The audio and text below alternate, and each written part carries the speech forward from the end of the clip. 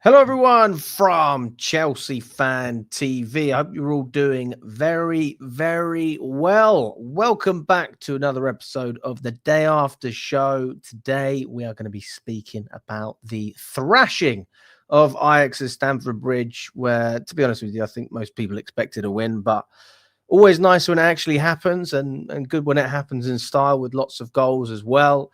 Today, I'm joined with Thomas, Dan, as well. Kev is on the way, but he's experiencing a few technical problems, but he's going to be joining us very shortly as well. And yeah, we're going to be diving into everything. Let's start off with you, Dan. How's things, mate? Yeah, well, good. A lot better after our sort of recent form. So yeah, it's good to see Chelsea back to winning ways. It kind of lightens my mood a little bit away from football as well.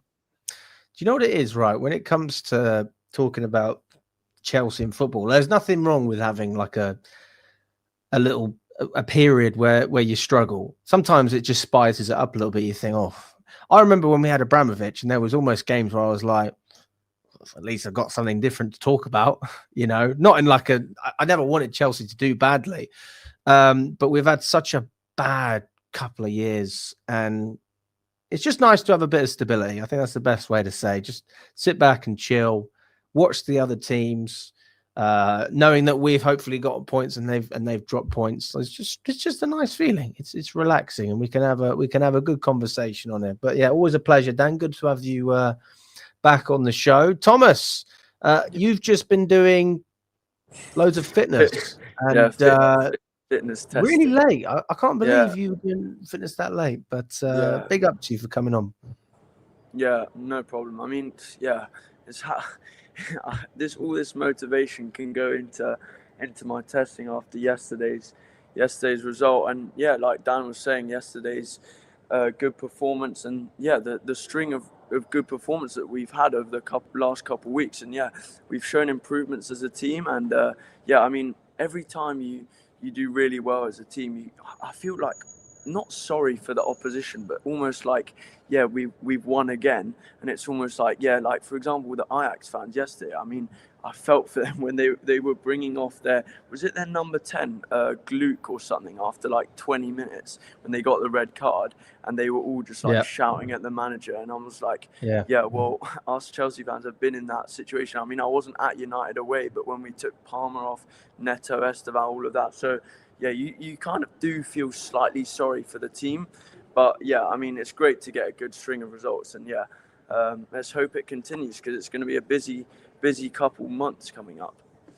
In fairness, nobody felt sorry for us when we were going through our spell, so I don't really have much empathy, to be honest with you. You can hold that as far as I'm concerned.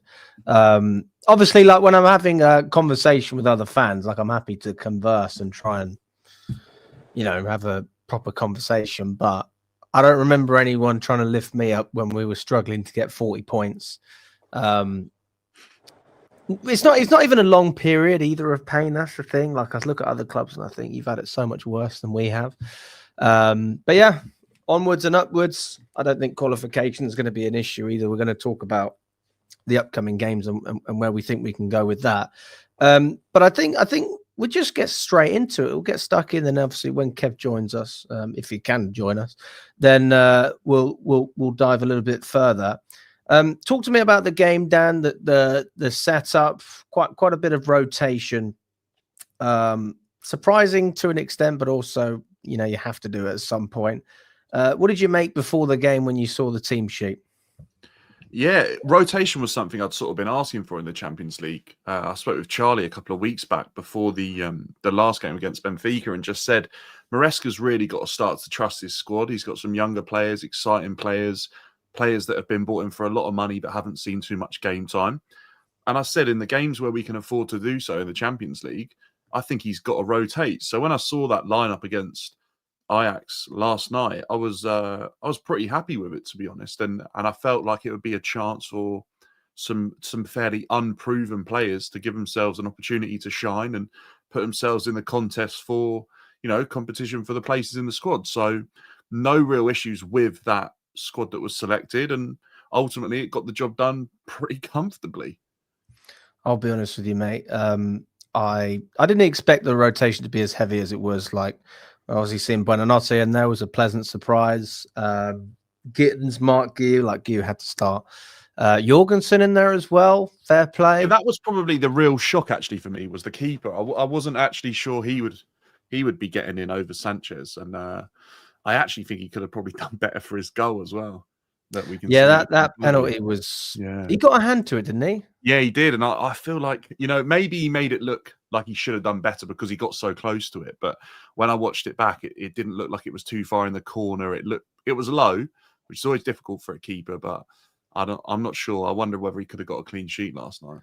I mean, whatever you have to say about Sanchez, and well, I mean, I thought Maresca should have been sacked last season because of Sanchez, but like, I have the utmost empathy now because I look at Jorgensen, I go, he's fine, he's all right, but I don't look at Jorgensen and see a better keeper than Kepa. I don't think Kepa was good enough.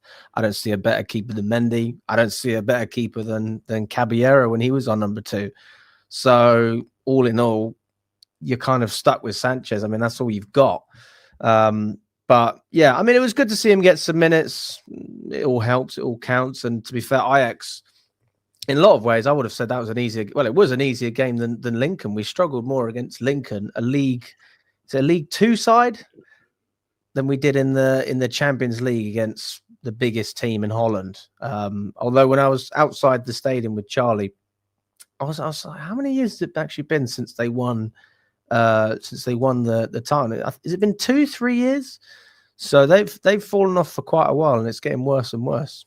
Yeah, they've Ajax have started sort of a similar sort of process to us, where they just financially can't compete, and they're having to really go through their academy. So that's one of the youngest Ajax teams they've had in years as well, and they've always had a really good academy, but they're really sort of scraping the barrel here for age wise. I think they had a number of 19-year-olds like we did last night.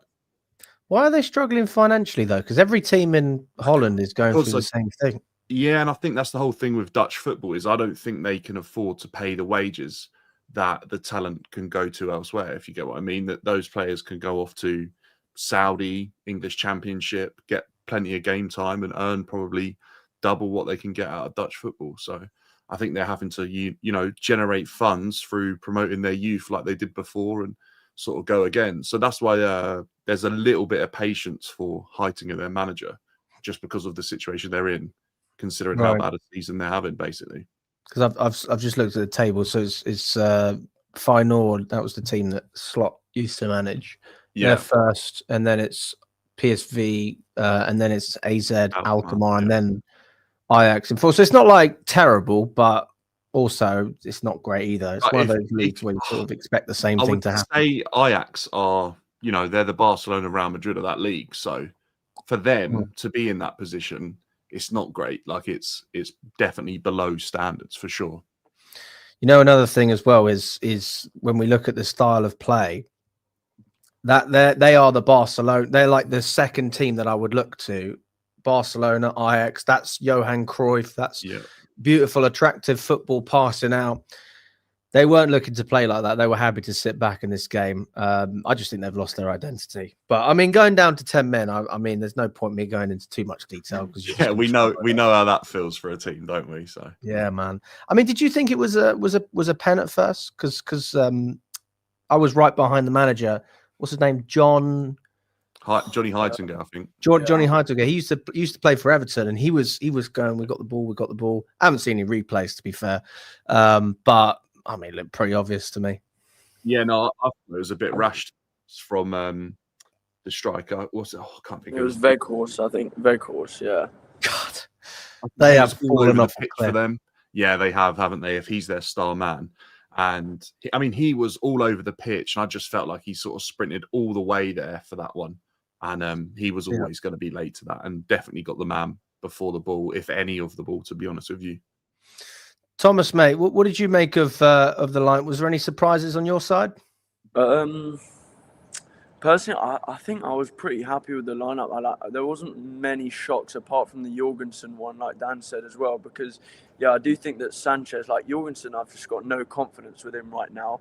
And Sanchez, yeah, I've been not impressed with him because you never want to get too carried away with him. But yeah, he's been decent the last couple games. But apart from that, yeah, I think like a lot of people were saying, it felt like a Conference League game. So we were allowed to kind of make those 10 changes that we did. I think Hato impressed me. I really liked Hato, and I think that's a great addition to have in terms of just back up to Cucurella, or if Cucurella is just not fit, or if he's just not firing, or if he's played too many games.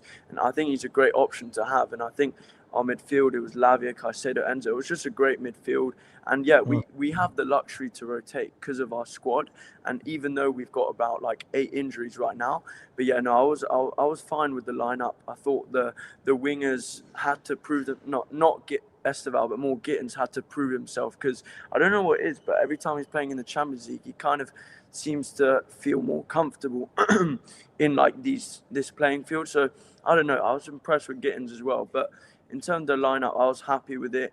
Guiu as well, that was expected. I mean, I do think we can do better in that up front role. Like Percy in a Champions League, when you go back to the days when we had like Drogba, Remy, Kalou, all these players and up front, and now we're playing Marc Guiu. It's almost like, we've not. It's not the mighty have fallen, but it's like, yeah, we've gone down a slightly different route. So yeah, I was fine with the lineup. So, but yeah, Ajax were just very poor. Like they offered nothing. I don't feel like that about our strikers, but I feel like that more so when you look on with the wingers. Look at that left side, for example. I mean, I'm a fan of Garnacho. I like Garnacho. I think Gittens is a good profile. I was never against the signing of Gittens. I just thought we overpaid. But from what I've seen, I don't see a player that's good enough personally. But that would be an example of how the mighty has fallen. But then if you look at some of the positions around that, then you can compensate if you've got that much quality in the 10. If you've got João Pedro and Palmer available, obviously Delap if he's fit. And then on that right-hand side with Neto and Estevao, either on that right-hand side or coming off the bench to, cause problems elsewhere. But yeah. Look who's joined us. Kev. How we doing, mate?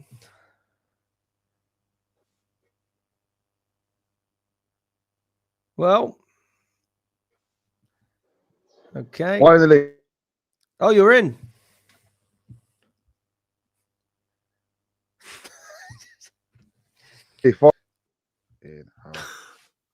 Kev, the Wi-Fi. Yeah. I'm here. You're back. Oh, what's happening? That's good. Right, Kev. Let's get a little testing 1, 2, 3. Just make sure this internet's all right, and then we can crack on.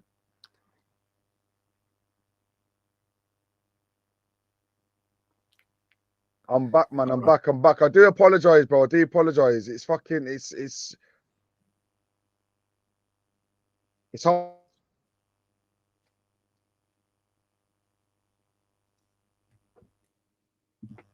Right.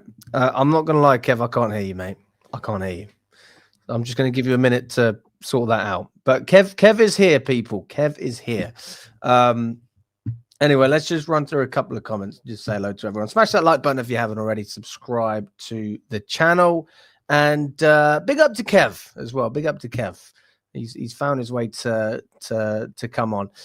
Big up to Daniel. Can't wait for Estevao to hit his peak and prime when he turns 20 or 22 years old. He will be a super player for Chelsea. Woodshedder says, good evening, gentlemen. Alex, did you do a post-match reaction? Only saw the interviews and the one by Jacob. No, I didn't. I didn't do one, to be honest with you. But there's not really much to say. Like, I don't really have an awful lot to bring to... what can I say? We beat a terrible Ajax team who had 10 men. I don't think that you're going to get a lot of inspiration from that. I'm not saying you take anything away from the manager. I mean, I saw a couple of comments saying Alex clearly still hates Maresca. It's like, well, no, I like Maresca. I've been pretty vocal about that recently. But, I mean, you can't... I mean, am I being too harsh here, guys? No, I don't think so. I think it was a pretty run-of-the-mill performance. I think it was probably better than expected, but there isn't much to report back, is there, after that? I think it was exciting for a number of youngsters to have a really good game. But other than that, I don't think there's too much to write home about, and I don't think it alters probably any of our expectations for the Champions League, because we'll come up against much better teams than that Ajax side. That's for sure. They're bottom of the league, aren't they? Having a bloody nightmare today, boys. There we go. I'm having a bloody nightmare. I don't know what's going on. Twice, Alex, to be honest. You can see me twice. There's now 2 of you. One frozen. Yeah. There's one. Right, he can be removed. There you go. That's better. That's better. Jesus Christ. Sorry, guys. It's like a mirage. It's like the most unprofessional stream I think I've ever done in my life. Anyway, what was I saying, Dan? I was saying, am I being too harsh here by not giving Maresca more credit? No, I basically just said I don't think you are. I think it was an easy game against an Ajax team that are bottom of the Champions League table at the moment, and it doesn't change our expectation going forwards. We're probably play much tougher teams who cause more of an issue to our players and manager for decision making, tactical setup. I think it was pretty easy, and like you said a minute ago, Thomas, it was like a Conference League game, to be honest with you. We pretty much strolled through it. The fact that we're bringing on Reggie Walsh 70 minutes on the clock, like it pretty much tells you the story, doesn't it? He's only just turned 17, hasn't he, Reggie Walsh? He's 17 and is it 2 or 3 days? Yeah. That's unreal. Have we had a younger player starting in the Champions League? Ooh, I don't know about the Champions League, but we have had a younger player. I think Michael Woods might hold the record as a younger player. I think he might be. Is that for Chelsea or is that just... Yeah. Okay. And but not in the Champions League, in one of the domestic cups in England. Right, I'm with you. Okay, we're going to... Under Mourinho first, probably Mourinho first time round, I think that was. Okay, I'm with you. Well, listen, big up to Reggie. I remember when we saw him in the Conference League.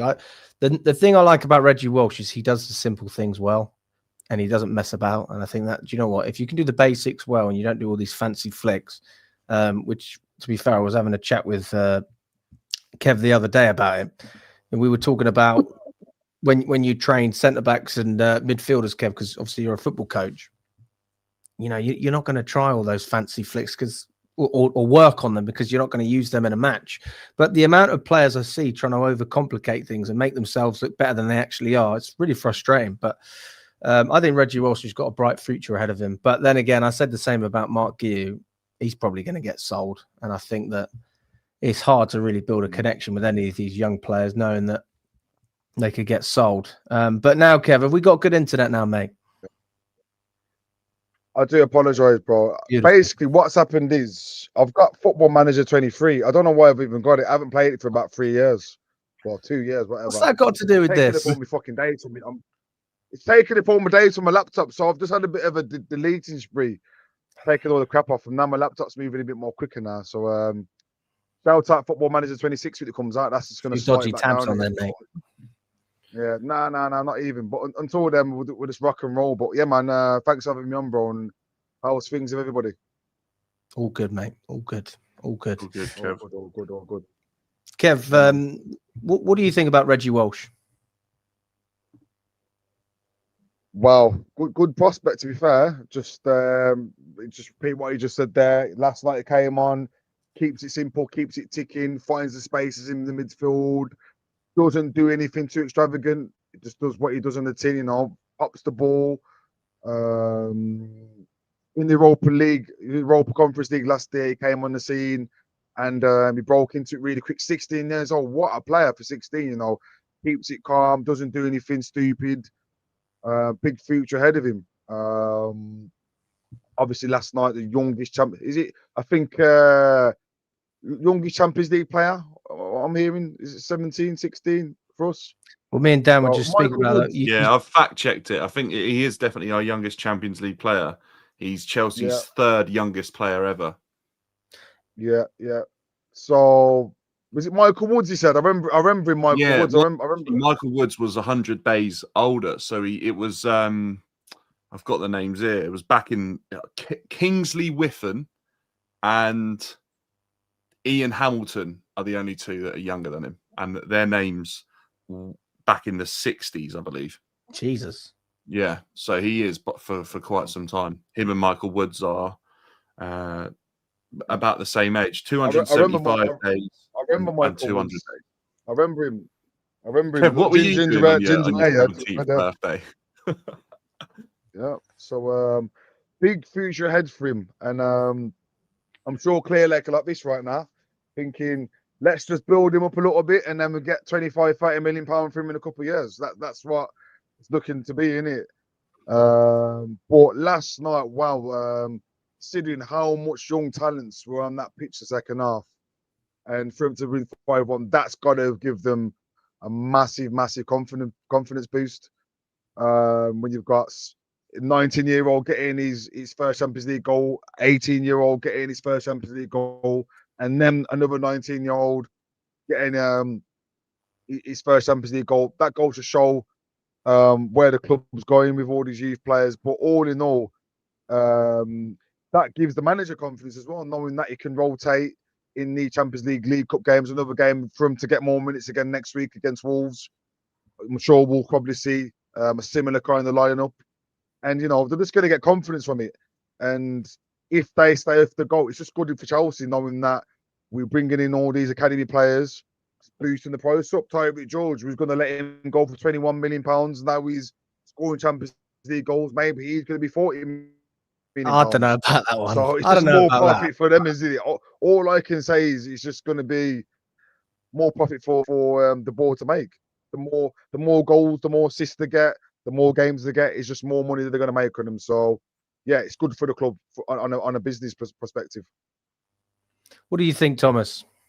Yeah, I mean, I think there's, when you have all the youth players, I think it's hard to kind of differentiate when you have the players that Maresca kind of prefers. But to be fair, I think Maresca, like, Reggie Walsh is one of the youngest of the under 21 sort of group section. You have like Kavuma McQueen, you have Maheka, who are both like in their positions probably better than Reggie Walsh. But I think the fact that he does love Reggie Walsh is because of the fact that he can play in that number 8 sort of position. So I think it's not based on how old you are. I think it's just based on how well suited to the system I think he is. So I think for him, he's said a couple times, Maresca, that he just loves the way that Reggie Walsh slots into that number 8 position that Enzo Fernandez usually plays, and he envisions him in that role. So I think it's more based on how they fit to the system. So I think, yeah, he's doing well, and I think getting a couple minutes here and there Champions League will be good for him, but he won't get a lot of minutes, especially in the Champions League, because I don't think we'll be 5-1 up in any more games like that. But yeah, no, he clearly likes him and his role that he plays in the team. But yeah, I do think that, like Kev was saying as well, that all these players are most likely going to be sold on for profit unless they're really, really good and they're prosperous, like an Achampong, where you can really see that he has big potential in that spot at centre back or right back. It depends where they see him. So yeah, I was impressed with Walsh, but yeah, it's a very small sample size so far. Yeah, we also had Ryan Kavuma McQueen on the bench, as well as Max Merrick. I don't know either of those players, to be honest with you. But listen, it's good that even just the experience of being on the bench in a game of that magnitude is something that you can't get at many clubs. So you take that wherever you can, and then obviously use that as a bit of motivation to kick on. Let's talk about Maresca, and then we can go into the players a little bit more. He's had a lot of flack. I've given him a lot of flack. He's had a lot of praise as well. There's still a number of people in the fan base who aren't really convinced with Maresca. I see that with a lot of the older fans, mostly, especially in the sort of online community. If I go on X, it generally seems like it's old school fans that aren't convinced with the style of play or whatever it is. Maybe they still see him as a yes man. But my head has been turned by Maresca. I think he's earned the right to have some patience, have a little bit of trust from the fan base. But even looking at, the run of form that we've had, the matches that we've been able to win, obviously beating Ajax, beating Forest, beating Liverpool. I mean, that Liverpool result was so important, but then we've kicked on from that beautifully. And I think that we're setting up, hopefully, a very good run of fixtures against Sunderland and Wolves, Spurs coming up as well. Like, where do we see Chelsea going up until Christmas? How do we feel about Maresca at the moment? And is there anything that still makes you feel like we've got a few question marks there? Because even if you're winning at times, you can say, there's still something not quite right about this team. And you could have said that about Liverpool when they were winning games, because every single game they won at the last minute, you could see there was definitely problems defensively. Like, does anyone have any concerns about anything at the moment? I don't really have any concerns, to be honest with you. I agree with what you said. I think what he did in the summer definitely bought him some more time. I think it earned him patience. I do think he has to win a trophy this season. I think that would be expected. I think a domestic trophy for Chelsea would go a long way. I really do. I think that a domestic trophy, I believe, would probably get some of the older crowd on side. I think they value them a lot more than probably what some of the younger generation do, to be honest with you, because they were bigger trophies when they were growing up and probably getting into supporting Chelsea, right? I do think the games we've got coming up are potential games last season that we slipped up in. And I think I want to see us really rectify that this season, push on, probably with Liverpool's form, cement ourselves in the title race as probably the third team in it behind Arsenal and City. I think as a fan base, we'd be pretty happy with that, wouldn't we? I'd agree with that. I mean, to be honest, that was my prediction, Dan. I would have said third. To be honest, I'm still saying third. You know, I don't see any reason why we can't go in those in and around those positions. You've got other sides that, don't get me wrong, they can cause you problems, but on paper we have some great players, and we now have great players who have also had experience winning, winning enough matches to get into Europe. We also know they can win trophies. So you put that all together, I don't really see what we don't have in order to get into that position. My thing is always that we can compete, but I don't think we'll win. But if we're competing for longer than we did last season, that's an improvement. If we're doing reasonably well in the Champions League, people will go, well, that's still not a trophy compared to last year with the Conference League, but that is still an improvement, because it's harder to progress from the group stages in the Champions League than it is to win the Conference League. Like, you still give credit where credit's due. I was in Poland, I loved it, but you know, it's harder to go to Bayern Munich and win a match. We've seen it. It's going to be harder when we go to Atalanta and Karabag and when Barcelona come. But yeah, my stance has always been basically a similar league finish, ideally more points, and a domestic trophy. And if you can have a respectable Champions League campaign, then I don't really see what anyone can complain about, because you're seeing progression every year.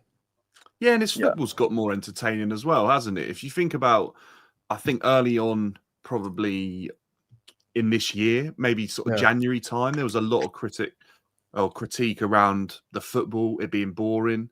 I mean, he couldn't get the Stamford Bridge crowd on side. I feel like probably since that Brighton game in the first half, we've been looking to play in a more positive manner. And I think we've been looking to play, on the front foot, from the off, play the ball forward early, play through teams. And I think, the Liverpool game, we had a chance to do that. We kept ourselves in the game for long enough to manage to go and get a win there. And then obviously in the next game as well, we had 11 men on the pitch for the majority of the game, which allowed us to absolutely dominate it. Ended up picking up a stupid red card from Malo Gusto. But I think we then saw, obviously, the whole squad as well is of the mentality that we can play forward-thinking, exciting football, because, we saw everyone rotated in against Ajax and we still looked entertaining. I think that game against Ajax was a real breath of fresh air. How many games do you go to and see, the second-string team, Lincoln, for example, right? And, it's a bit boring and we're struggling and they can't get their foot on the ball and they're struggling to play.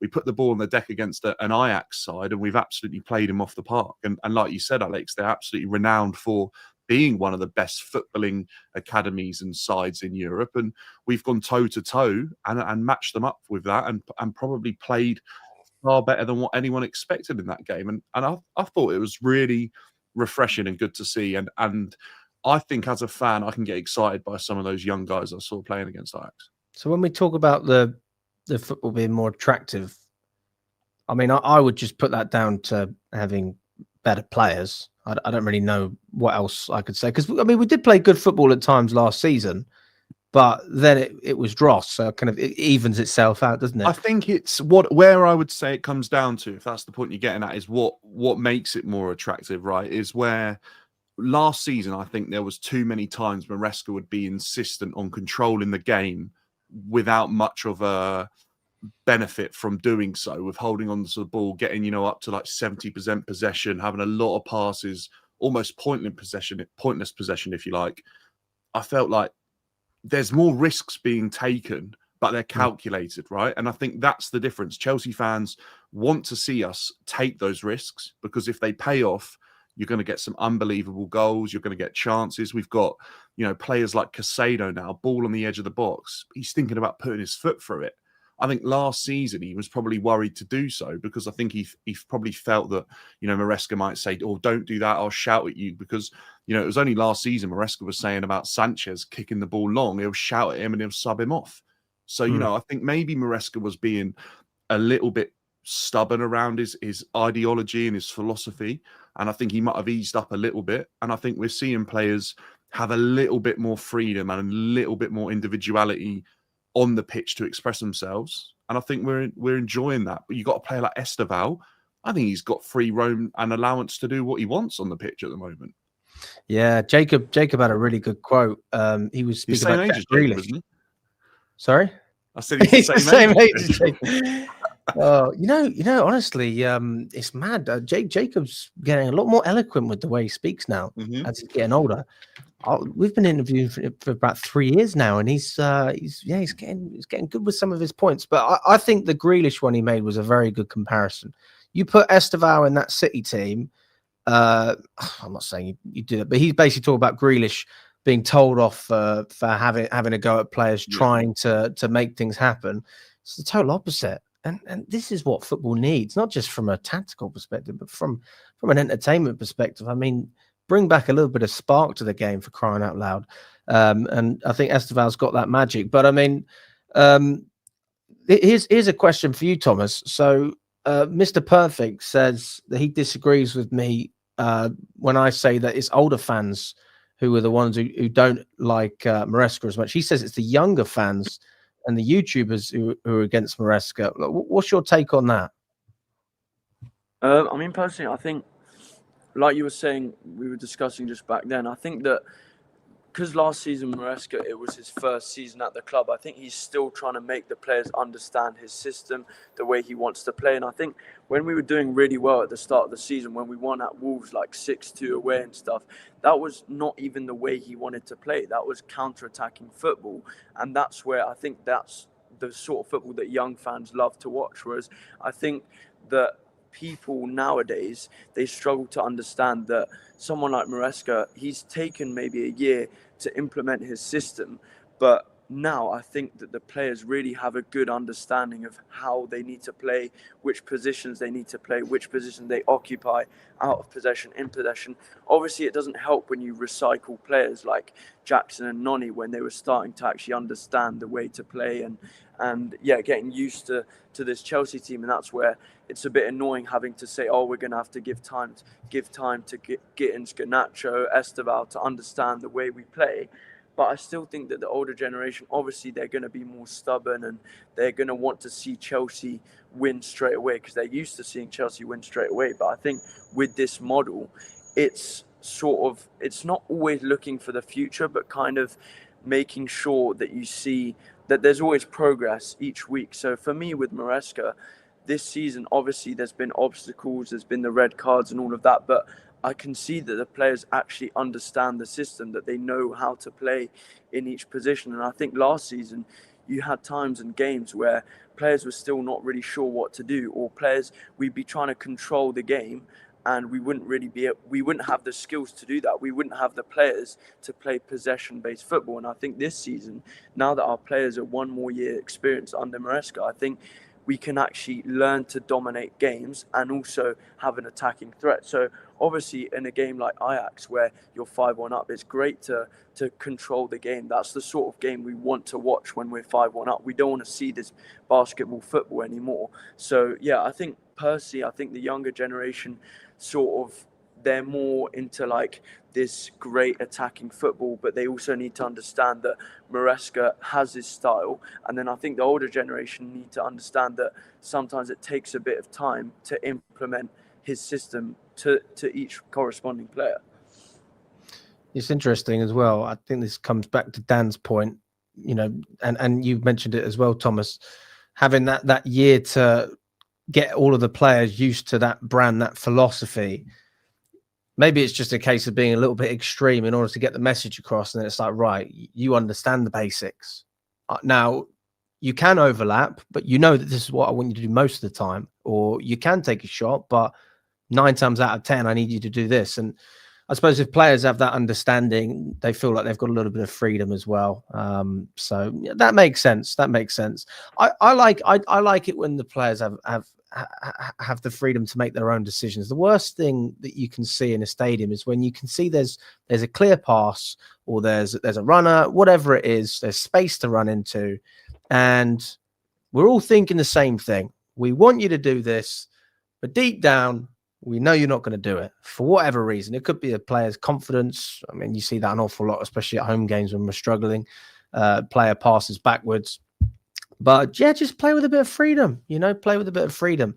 I think, Alex, it's also a sign of our younger players, or players that, you know, they were young and inexperienced, actually in front of our eyes, gaining experience, learning that, you know, like you said, they can take a shot, they can take a player on, and it won't be the end of the world if they do so. But they need to make sure that for, you know, 90% of the game, they're doing their duties to the best of their abilities. And there might be that odd occasion they go against what the manager might prefer, but if it pays off, he's willing to accept it and have that discussion. And I think it's them learning that is okay to do sometimes, and it's them gaining experience, because I think we're seeing some of these guys that come in that were inexperienced. I think it would be fair to say now that they're on the way to becoming experienced players, and we can see them sort of leading at 24, 25 years old. It's interesting as well, because there was a bit of talk. I can't remember who was saying, but it was basically like, oh, Chelsea need 1 or 2 experienced players. There's some sort of PR that came out. And if I'm not wrong, that there was a message back from a director privately to one of the... Yeah, I saw that. What was it that Dan... Because I can't remember. They basically said that it doesn't matter how old a player is.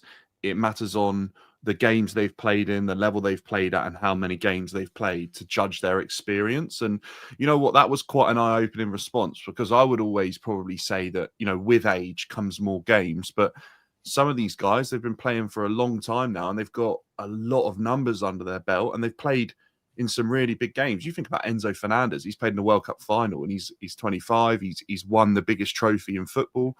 You look at our squad now as a whole. We've got Champions League winners, World Cup winners. We've got Conference League winners. We've got Euros winners. It all adds up, you know. It all really does start to sort of build that winning mentality and that hunger for more trophies, which is what me and you were saying two years ago now with Poch, is that was the most important thing to install in these players, is a winning mentality. Yeah.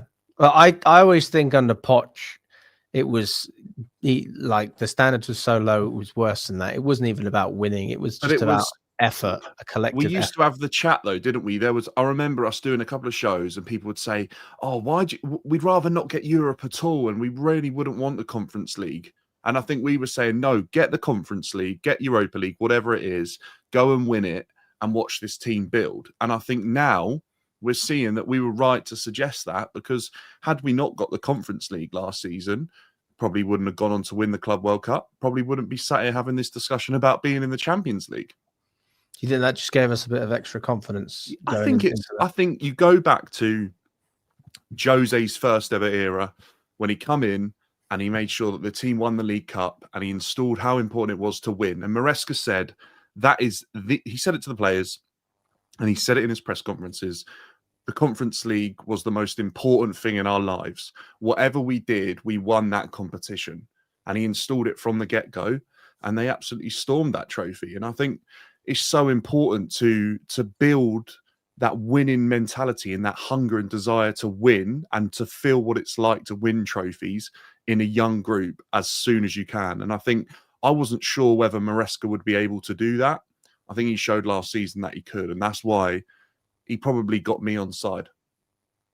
Yeah. Well, I mean, we were there outside Brighton, so hey, he's done something right. He's done something right. Exactly. To turn fans like me and you from, it's difficult. Once you lose the fan base, it's difficult. So, well, he had deserves a lot of changed, credit for didn't that. he? And I think we would both probably sit here and say that there have been changes since that Brighton game. Definitely. It's definitely not the same.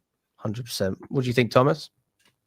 Yeah, I was gonna actually touch on one of your points, Alex, because we were talking about how rigid a manager makes certain players play, but I feel like almost you need a formation, obviously, in football, and obviously you need tactics, but I feel like with someone like a Palmer and Estevao, if you give them too many instructions, I think that's where they start to overthink their game, overcomplicate the way that they're thinking. I think those type of players, it's like when you're playing football in school, like in lunches. I'm not sure whether you did that or not, but when I'm playing, the only way I play well is when I'm not thinking at all. I'm just free, just trying to play my football. And I think it's the same for players like Palmer and Estevao. They're just trying to enjoy their football. And I think for them, the best way to get their best football out of them is to just not give them too many instructions. Obviously, positionally, they need to be aware. But I still think with those sort of players, you need to be careful not to destroy them. Obviously, Grealish is not, I wouldn't say as creative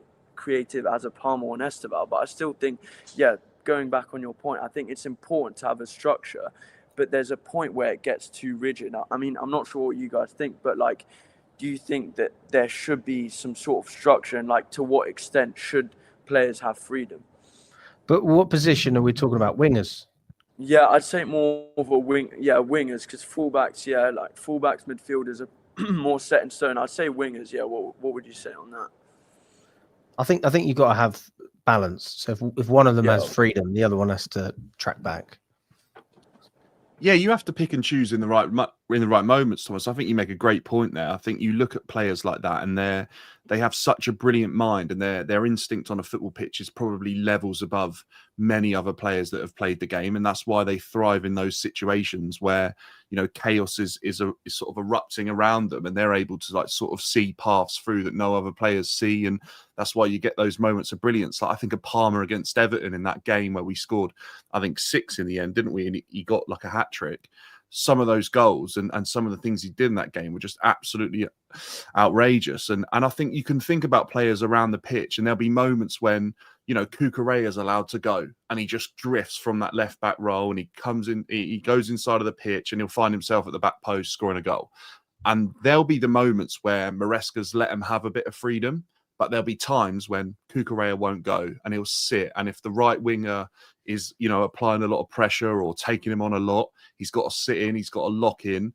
And I think there'll be the chats that are had, but they're had at the time when it's right, because like Alex said, you've got to install the philosophy first before you can move on to having those chats. And I think that's where, when we talk about like a process, those things can take a while, and they're not always instant, and you can't, you know, go in and expect that 3 months into a job. But a season in, with a bit of confidence between the manager winning you a trophy and the players doing things that the manager can believe in, you start to get these relationships forming between the pair, manager and player. And that's when freedom can be allowed to have, I think. And different positions will have it at different times, depending on the scenario and the situation in front of them on the pitch.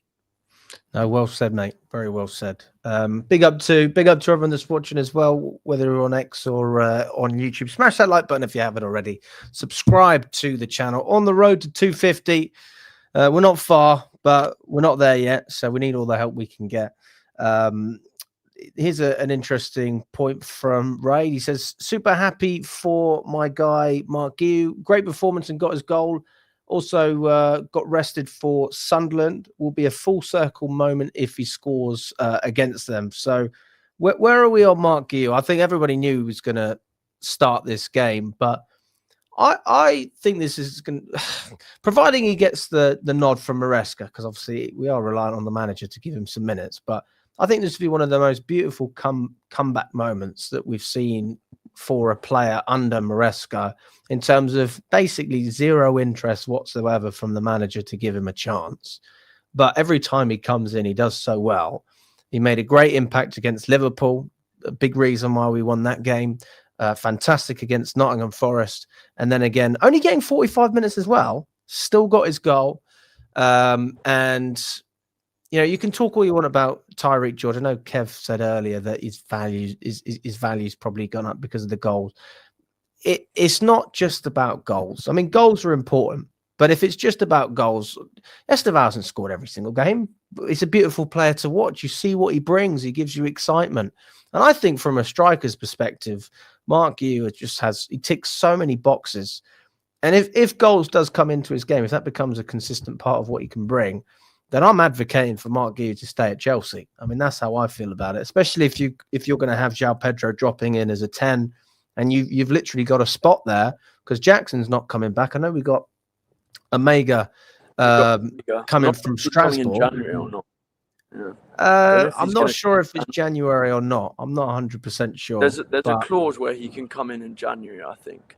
But yeah, but we don't need him. Not if Marc Guiu's performing. We don't need him. And I think that's best for both players. By the way, you don't want to hinder a player who's already performing in a league. At Strasbourg. Strasbourg need all the help they can get. They're in the race for Champions League.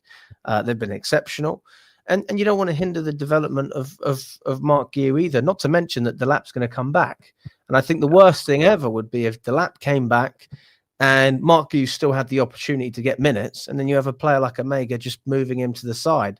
It's not saying that I'm not saying that I don't like Omega.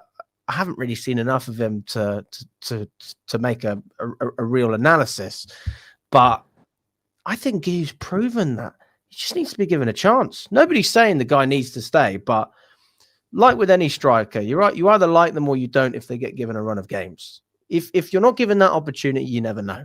And for me, I just want to find out the answer, just like we did with Jorgensen. I wanted Jorgensen to start. He started a few games, and I went, fair enough, fair play. Get Robert back in goal. That's how it is. And if we can learn that way, I just think it would be nice. Alex, do you think we've seen a good picture now of all of our squad and what the players offer for this season? Do you think there's any players you're still wanting to see more from, bar injuries? Obviously, we haven't seen enough of Delap, but anyone else? I think that's a great question. We've got to see more from Jamie Gittens. We've got to see more from Fofana, I reckon. Buonanotte as well as another one I'll chuck in there.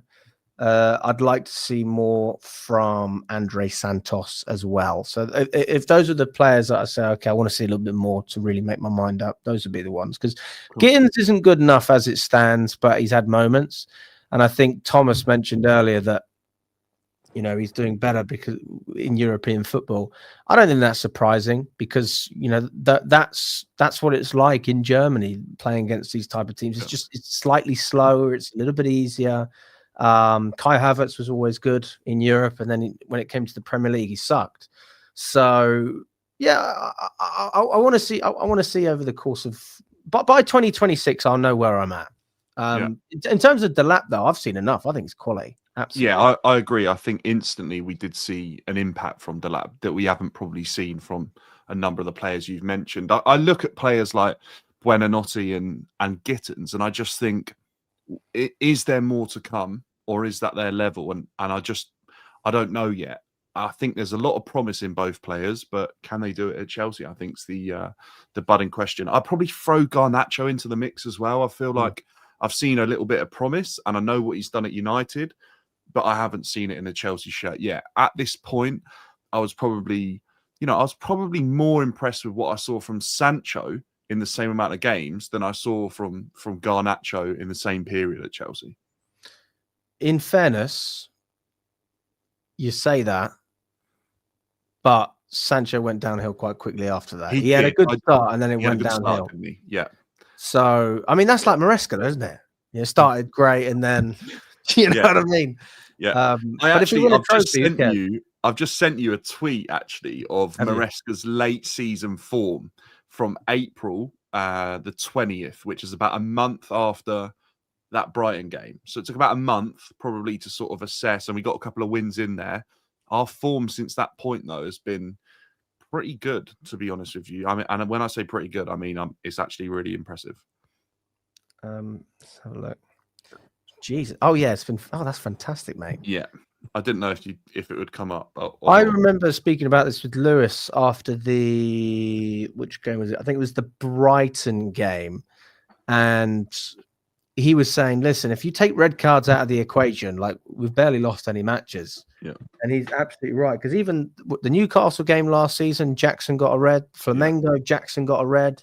United, Sanchez, Chalobah got a red against Brighton. I mean, Maresca got a red against Liverpool. Red cards, mate. I don't know if you heard the chants as well. At Forest, red card. Oh, the red card again. Yeah, I think that's our new thing now. Yeah. I thought Estevao did his best actually yesterday to try and add his name into the hat of our red cards. I thought he was. I don't think it was a red, but I thought he went in with a bit of intent on that challenge. That's how you win over the fan base. If you haven't had a red card, you're not a real Chelsea player, as far as I'm concerned. Do you guys think there's been as much buzz around a player? I know Cole Palmer, obviously, but Estevao, I really can't remember that level of excitement in years, to be honest with you. Go on, Thomas. Yeah, it's crazy. I mean, it's even yesterday when I was in the stands watching, like he wouldn't even, like Gittens would have beaten his man, got in a crossing, and Estevao got really close to getting the cross or getting a shot off, and they'd be like singing his name, and I'm like, Gittens has done the work here. It's not Estevao who's beat his man or done something, but still, like every time he gets on the ball, it's like there's like a spark, or there's like everyone stands up, or you just feel like a sense of, I don't know how you call it. It's like a buzz around the stadium. When I kind of got that a bit with Mudryk because of his like electric sort of pace. Aura. I mean, that's the word. It's aura.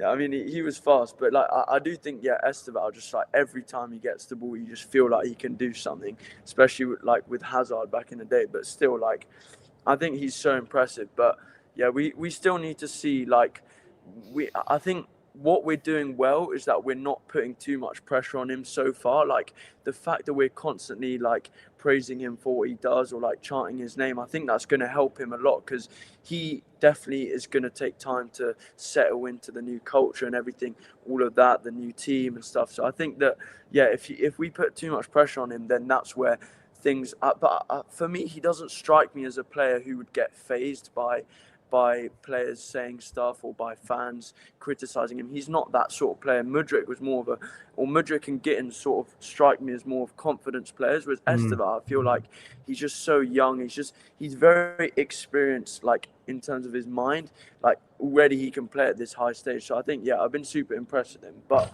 I was going to say, actually, back on the Guiu thing, I think that, I mean, it's good that we're seeing him now, but I think it is a consequence of like circumstances, because back when we had Jackson, Delap, was it at the Club World Cup? We had Jackson, Delap, Pedro. I think we may have made a mistake profiling Pedro as a number 9, solely as a number 9, because everyone was saying we got Pedro and Delap as a number 9, but now we're like 9 games into the season, and every time Pedro's played as a number 9, or in the last 4 games, he's probably had like 1 shot on target. And I'm like, I was a bit confused why we were so quick to sell, not quick to sell Jackson, but sort of, I would have thought that we should have kept him, just because I think Guiu on loan to Sunderland was a great option for him to develop him. And I think he's kind of been chucked in my opinion, slightly early. Obviously, it's good. It's great for his development to play so much at this age. But I do think that when I'm looking at him, I'm like I said before, I feel like we could be doing slightly better in that position. I mean, Jackson's has scored a couple of goals for Bayern recently, but I still think, with Delap coming back, for me, it's never a bad thing to have options up front. So that's why I think that it was. Yeah, go on. We've seen what having a large or too many players can do. We've seen that. So I'm not saying that the depth isn't important. Of course it is. But even in the Club World Cup, to give you an example, just bringing in Delap and João Pedro killed Jackson's confidence, absolutely killed it. And he was not able to deal with the fact that he was no longer the out-and-out striker. He just wasn't able to deal with it. He was selfish. He was making the wrong decisions. And also, he actively, I mean, it's hard to really say because we don't really know, but it seems like the club and Jackson both wanted to go their separate ways. But I think we should have said to Jackson, like, you're going to be a backup, or you're going to fight for your spot with Delap. Like, if we obviously it's a state of intent bringing in Delap and Pedro, but I still think we should have said to him, you're going to compete with Delap, and Pedro is going to be that versatile option. It's like the whole summer, the briefs just change every single day, and it's kind of frustrating as Chelsea fans, because it's like Pedro's it says everyone's saying, oh, Pedro's being brought in as a versatile forward, in quotes, and then the next day we're seeing Maresca saying, oh, Pedro's only viewed as a 9, or Pedro's and Delap's playing as a 9, so there's no space for Nico. And then the next day it's like Nico and Delap are options for 9, and it's like, I'm a bit confused as to these briefs are just like changing every single day. And personally, I think we should have made more of an effort to sort of keep Jackson, because Maresca was saying last season, my next striker that I want him to be exactly like Jackson, and then you just get rid of him, and it's like you say that I would say that Marc Guiu has a lot of similarities. Personally, I think Jackson, like, to the team, he brought, like, when there was a period where he was out, and then when he came back, you could see that he helped us a lot in terms of the way we played. I think Jackson brought a lot to the squad, not necessarily like goals all the time, but the way he was linking channels. Like Jackson and Palmer at the start of last season, they were like first in terms of like joint G&A. So I think they saw Jackson get those 2 red cards, maybe swipe slightly early personally, because it would have been his 3rd season. I think he would have been a great squad option this season. He would have played in the last 10 games if we had him right now. So I do think that he would have been useful, but obviously you can never really know what's going on behind the scenes. You never know what he said and stuff. So yeah, it's a tough one, but yeah, we're gonna have to deal with Guiu for a bit. A fan said after the game, a guy, he came over from Seattle. I think he said the last game he was at was Ipswich. I was like, bloody hell. That was not fun. But he thinks that Marc Guiu is better than Jackson. And I wouldn't necessarily say that, but I think that Guiu's got he ticks all the boxes except the fact that he hasn't been consistent for us. But that's not because of him. That's because he hasn't been given the opportunity. I think that Guiu's got 10 goals in a Premier League campaign. I think if he was playing as much as Jackson, there's definitely an argument for to say maybe 15, which is basically what Nico did. But then you want all of the other things that you can get from a player. Does he press? Does he track back? Is he physical? Does he win 50-50s? Does he link up well? I think Jackson was great at linking up. That's something that people didn't appreciate. His hold-up play at times, and he was underrated in terms of his strength as well. Yeah. His last season, he was underrated. Yeah. I think that his hold-up play actually got worse under Maresca, because we weren't doing as many long balls, and it was a different system. So you're not going to have the same, you're not going to receive the ball in the same way, but. Yeah, man, I just think it was the right time for Jackson to go. And I don't want him back because he doesn't want to come back. And that's fine. That's okay. And also, this is where the long contracts come in. Because we got him on such a long deal, you just keep loaning him out for 10 million every year for 6 years. You've made 60 million. And if that's what we have to do, I think that's what we will do. Alex, I've got a question for you. Are you happy with the fact that we get rid of a striker that we've had for 2 years and then bringing in another, not raw striker, but someone who's not proven yet? So, for example, we're bringing in Jackson, we're bringing in Omega, sorry.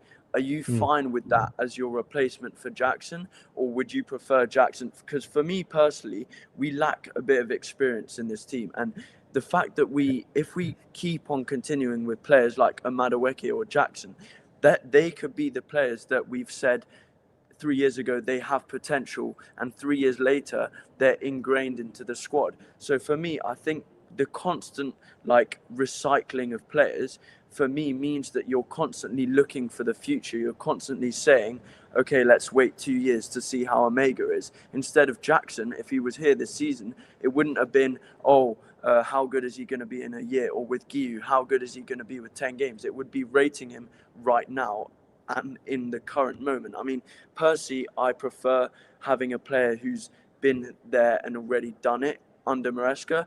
And I think bringing in Omega, I mean, he's got good potential and he's got qualities that I really like. But you're bringing in another player who's played 2 seasons in the French league and is going to be in the Premier League for the first year next year. So it's like, you know what I mean? Well, he's already Strasbourg's captain. And when we signed him, he scored 23 in 57 games. You know, so it's basically the same as Jackson. I mean, I wouldn't necessarily call that a downgrade, but it seems like he's got leadership qualities. But I wouldn't say Omega's the replacement. I think that Delap is the replacement. And I think it's an upgrade. They're 2 different profiles, though. I think. Well, I think João Pedro would be closer to Jackson, though, and I think he might be viewed as the replacement. I think what you have to look at is, if a player isn't happy to be there and the manager and his relationship's broken down, then I think it's best for all parties that they aren't actually at the club anymore. And as stupid as it might seem, how it might leave the club short, it's probably better not to have that one bad apple in the group, because I think it can cause a lot of problems, right? And I think that's ultimately why Jackson's gone. I don't honestly think that the discussion was around him not playing week in, week out, because, you know, he's gone to Bayern Munich. And I know in recent weeks, Harry Kane sort of dropped into a different position. He is getting minutes. I don't think for a minute, once Musiala's back, Jackson will be getting the game time that he's currently getting, right? And Kane will be pushed up further on the lineup and the team sheet, and he'll be playing as a striker, as we know. So I think Jackson's probably aware that he's got some serious competition, probably the best striker in the world at Bayern Munich, or you know, just behind Haaland. So I think Jackson's got his work cut out if he thinks he's starting week in, week out for Bayern Munich when they've got a fully fit squad. So I think that, like Alex said, that relationship had come to an end and it was time to move him on. I think when I look at players coming in, I think what this ownership have already showed is, I look at them as, and I think you can see how they are as, you know, these guys that own hedge funds and investment companies, they view their money in an asset and they see whether or not it's better off in one or the other and how quick the return is on that. And I think that's what they're doing, is they're looking at a player like Jackson and they're thinking, right, that's 40 million in that player. What's the return like on that player? Okay, well, he's got this number and this number and this is where he's at. Okay, can that 40 million be better off somewhere else? Can we get a return on that that's better than what we might have got on Jackson, or can we get an instant impact from elsewhere? And I think they've probably looked at someone like Liam Delap and probably felt that for the same money, they're going to get more out of him than they are out of Jackson, without the drama that's coming with Jackson and the stuff off the pitch. So, yeah, for me, I think Chelsea have ended up in a better scenario. It's probably the one area of the pitch where I do feel like we're better off this season than last season, as an absolute definite when it comes to recruitment. It's just me and you now, Dan. Yeah. Hey, not everyone can handle it, mate. Not everyone can handle it. But no, I mean, just to go back to your Jackson point, let me ask you this. Where do you see Jackson next season? I don't know if it'll be at Bayern. I think it depends how much of an impact he has in the time that he's, you know, getting game time. I'm not sure they'll pay the money. If they do, I think we can absolutely rub our hands together at the fee that will be paid. But like you said, if Jackson ends up being the sort of player that is loaned out and, you know, we do generate a decent loan fee season in, season out, then I think that's something that will happen. But if Bayern are willing to pay the kind of money that was talked about, around sort of 80 million, I mean, how can we complain? That would be fantastic business. But I don't know if I see Bayern Munich paying that kind of money. I'm just not sure, to be honest with you. So I think he'll be at a club in the Champions League, though. I think that's where he'll be. That's fair. That's fair. Abdul says he's going to Villa. There's potential for that. Although Villa's a good shout, to be fair, especially under Unai Emery. Do you think, because Unai Emery, I mean, they're struggling a little bit. I mean, they just beat Spurs, but they're something different about Villa this year. They don't have that same buzz. I think they lost. Obviously, you got to think January they bought in, they bought in Rashford, they bought in Asensio, they bought in Donyell Marlon. They got a bit of a buzz sort of added into their dressing room in a hope that they could get Champions League football again. They had a Champions League run last season as well. So I think there was a buzz around the club. The summer was really negative. They had a sell-off. They sold some of their best players. They weren't allowed to spend any money. And I think it was pretty dull and probably hard for the manager to lift that squad going into the new season. They're 5 wins on the bounce, though, out of nowhere. They started horrifically and they couldn't get any goals, and some of their best players just weren't at it. There was one game, I think it was it? Oh, it might have been the League Cup. Morgan Rogers couldn't complete a pass, and it was about 70 minutes till he did something that the fans felt was good enough, and they were like jeering him and sort of sarcastically applauding him. Yeah. And it wasn't a good game for him. And since then, I think he's sort of leveled himself back up, and they've got playing, and, they beat Spurs, who I don't think have been... Spurs are probably higher up the table than where I think their performances deserve. And I think Villa are slowly going about things the right way. And it's that sort of reaction, isn't it? Where you see Forest, they're drastic in what they did with Nuno and Ange, but Villa are back in Unai Emery. And, a few games of horrific performances, and then he turns it around into sort of 5 results that you can't turn your nose up at all. So I think Jackson would be a good fit, obviously, with the history there. But I think it depends on what Aston Villa are doing. I think Jackson's aspirations are to be playing Champions League football. And Villa are a long way off Champions League football right now with where they are in the league. I think it's one of those situations where you got a player who basically says, this is what I want. Yeah. And I'm not saying like Sterling, it's different, but there's only a certain number of clubs that are going to go in for a player like that at the price tag. And that's where I see Jackson. So we'll have to see what happens there. Let's move on from Jackson. And we've got a few more players to get through. Let's talk about the defense. We had Caicedo at right back. Hato obviously was in there. Fofana, Tosin.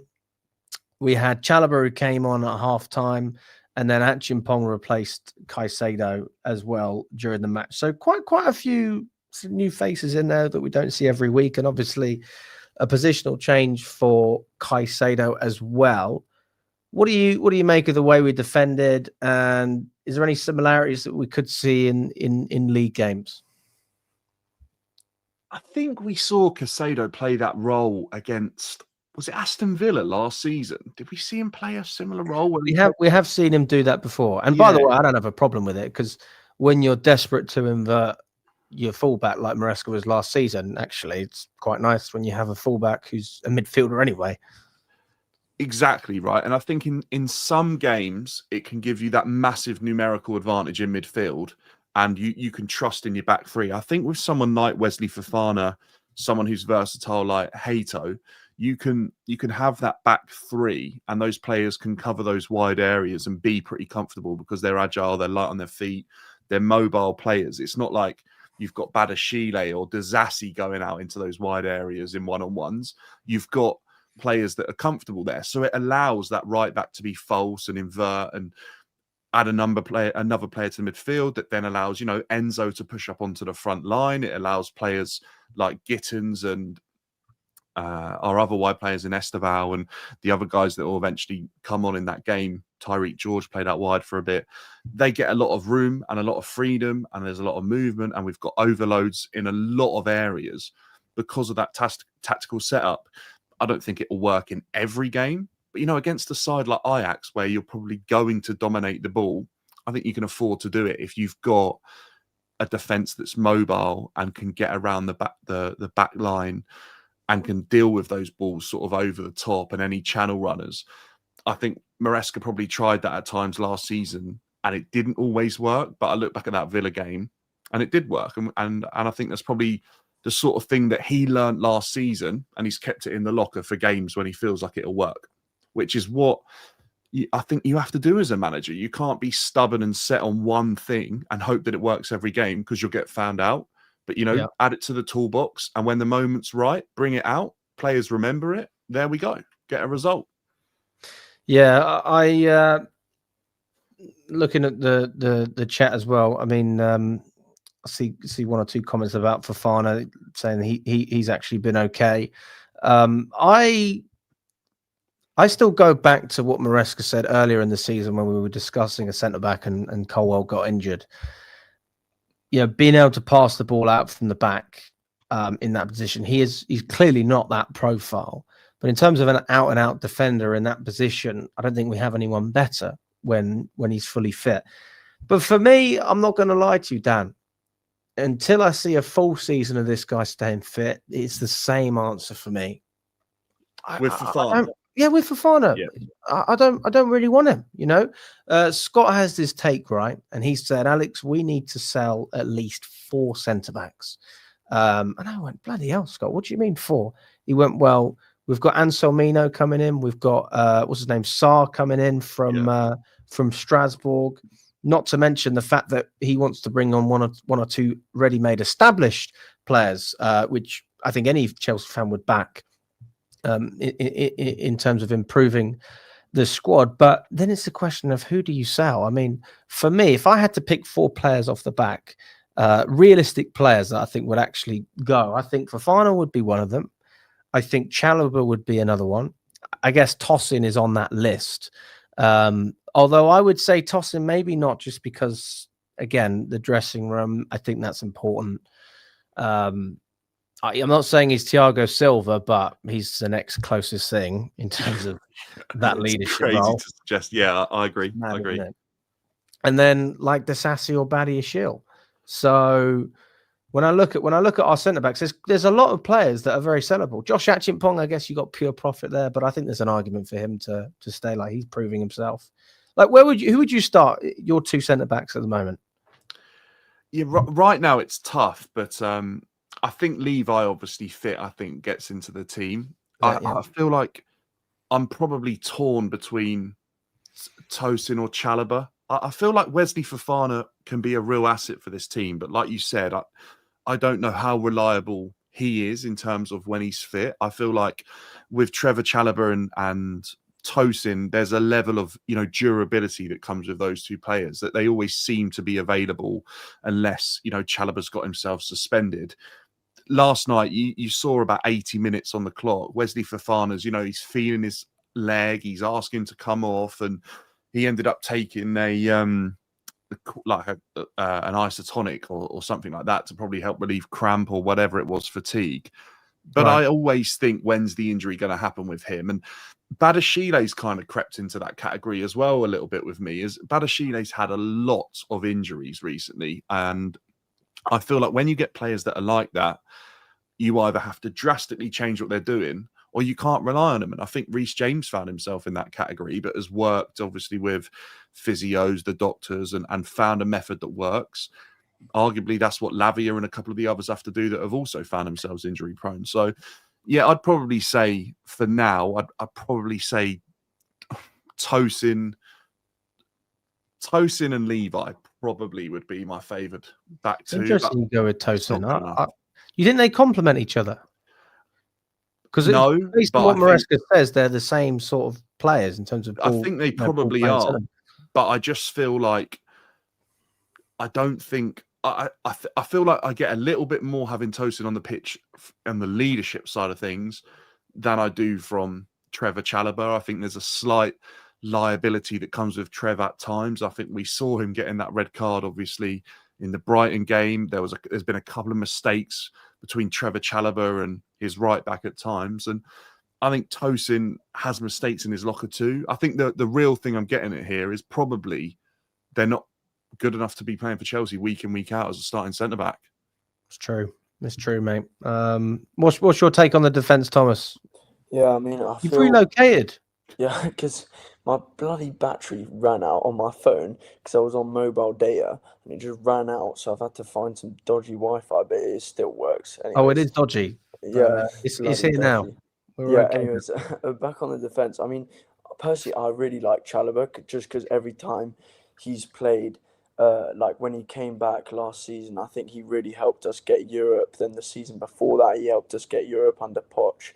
I think we got 6th. Yeah, he really helped us, and I think it's good to have players in the squad who actually, like, they bleed blue in terms of like he's a proper, like, he'll give everything for Chelsea, and I think that you need that in the dressing room because when you lack characters or when you lack experience, he's the type of player that can really help you in those situations. So I think in terms of quality, obviously I don't think he's the best, and I'm sort of questioning like whether Achimpong has not a higher ceiling than Chalobah, or whether he's just simply going to get better than Chalobah. So I think Achampong has all the traits to be a better centre-back than Chalobah, because he's really impressive. He's tall, he's good on the ball, he can like drive with the ball as well. Fofana can do that as well. But I think Achampong has been really impressive. And I think, me personally, it's gutting to see Badiashile out, because I think he's sort of the next person after Colwell who replicates the playing out from the back after Tosin as well.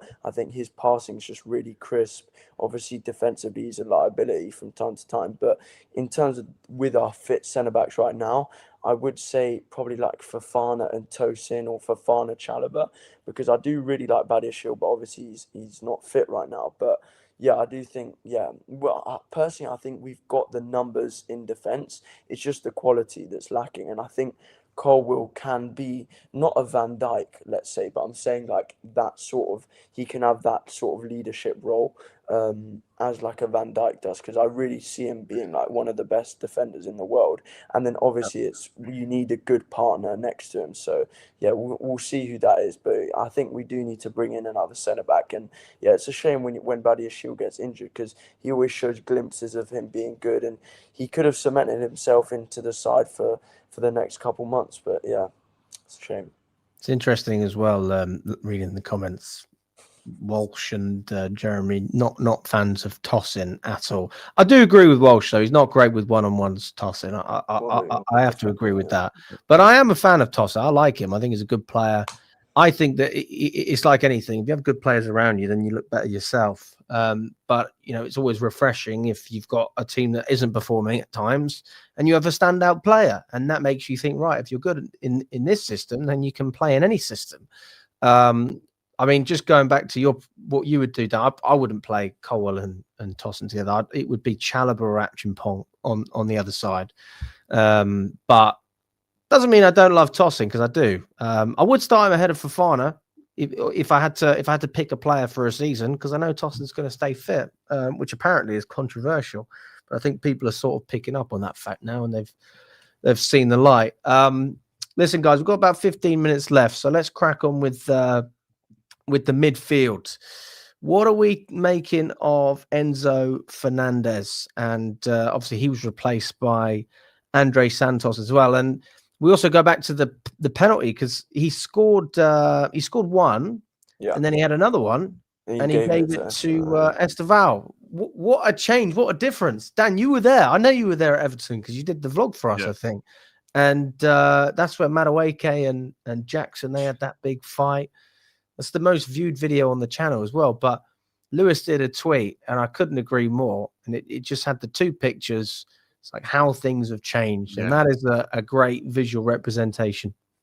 I genuinely believe that Everton game is the reason Madueke and Jackson aren't at the club anymore. I genuinely believe. Yeah, I do. I think it was the catalyst. I think it showed that they were putting themselves before the team. And I think ultimately the decision was made that to be part of this squad, you put the team first before personal gain. And ultimately, it's funny how they both aren't at the club, and a lot of the squad are still, even though we've had high rotation. But yeah, in regards to Enzo Fernandez, I actually bumped into him the other day at the petrol station. Did you? Yeah, and I didn't say anything actually, but that was about 5:30 Friday before the Forest game, and I just knew he wouldn't be playing, because he was in his casual trackies, in a lovely black Ferrari, might I add. But he definitely wasn't traveling up to the game. So yeah, I've got a little photo. I'll send it to you. But yeah, he has matured an awful lot, Enzo Fernandez, and I think to be willing to just sort of give that ball up to Estevao, he knows what that can bring in to a young player. And I think that's the thing, isn't it? He's been there as a young player with a lot of pressure on him, with a huge price tag, coming from South America, settling in. And I think it's little things like that, Estevao gets his Champions League goal, settles him down for the rest of the game. Things like that can go such a long way. And I think it's such an easy thing to do. And he'd probably love to have another goal. And it'd probably get him 20, 30 grand extra in the bank that next week when he gets paid. But he's given it up to the kid. And I think that away from all of the things that he's doing on the pitch, that just shows probably why he gets the armband sometimes and why people look up to him in this dressing room. Yeah. Go on, Thomas. Yeah, I was going to say also, I think also linking to Dan's point about him being mature, I think he's also matured in the sense that in the way he's learned that box-to-box sort of role that he's had to play. Because when I saw him, when he came in, I think it was under Potter, and his first game was against Fulham. I think it was like 0-0 or something. I've always ever seen him as like as a number 6, like dictating the play, sort of spraying the passes diagonally, sort of through the lines, sort of that creator, the person with the most touches on the ball. But then obviously we have Caicedo who can also replicate that. I'd say, yeah, Caicedo, that's one bit of his game that's really underrated, is passing actually, and also it's just being able to drive with the ball. So I think that, yeah, Caicedo can replicate that. But yeah, I always saw Enzo as that number 6, just controlling, dictating the play. And I think Maresca's sort of adopted that number 8 role that I think Enzo Fernandez has done impeccably the last year and a bit. And I think we've gotten a lot of goals from him sort of crashing the box, being in the right position. I was actually rewatching the game this morning, and he's a lot of the time in the right position for a cross or for a cutback, or I don't know, for a header in the box. He's almost that good box crasher, almost like a McTominay sort of player. And I think he's sort of developed that role that's really helped us as a team, because we can't be only relying on Palmer for goals. And so, yeah, I think in terms of when goals dry up, I think he's good in terms of an outlet and like sort of who we can get goals from. We saw that with Cucurella last season as well. So I think he's really matured in that position. And yeah, I never really saw him in that position, but Maresca's almost changed my mind as to how I view him in that number 8 role. So yeah, I've been super impressed with him. And obviously having Santos there, I think maybe Maresca might do the same thing with Santos. I don't know. I personally, I don't know if Santos is better as a 6 or an 8. But yeah, we'll see what he transforms him into. But yeah. Just going on that point you make about McTominay and Enzo, I think that's a great point. It's not sexy, but it's effective. But it does, you can see a slight difference in the middle of the park, like not necessarily picking those passes, having that nice link up play at times. But I think you can appreciate that if you're going to get another, I don't know, let's just say 10, 15 GA a season, whatever it is it worth it? That's the question. I suppose that's an open question for everyone in the chat as well. Let us know. Would you rather see Enzo Fernandez like he was for Graham Potter in that much deeper role, or do you prefer what you're seeing now, where he's going further up the pitch but maybe not dictating the play as much? In my opinion, I have to say that on the eye you'd probably say Potter, but if all you care is black and white, who's getting me more goals, that Caicedo's going to be there anyway, and also defensively as well. Thing. Defensively as well, Fernandez, you can tell that if he's there on his loan in the 6 role by himself, I think defensively that's where we're just way more open. And I think with Caicedo there and Lavia there as well, we have so much more sort of protection for our backline, and that's where we saw with Poch as well. We would be playing like Enzo or Caicedo in that lone DM role, and so we literally had no one there to sort of help out in defence, and that's why we saw those basketball sort of games. And I think Maresca's realised that Enzo's maybe defensively just doesn't have the legs, and Caicedo generally, he's just one of the best, or probably the best in the world in his position, so it's really hard to get him out of that position. So, but yeah, no, I think Enzo defensively, that's probably why he's been pushed up into an 8. But yeah, no, he's really impressive. It started against Leicester, didn't it?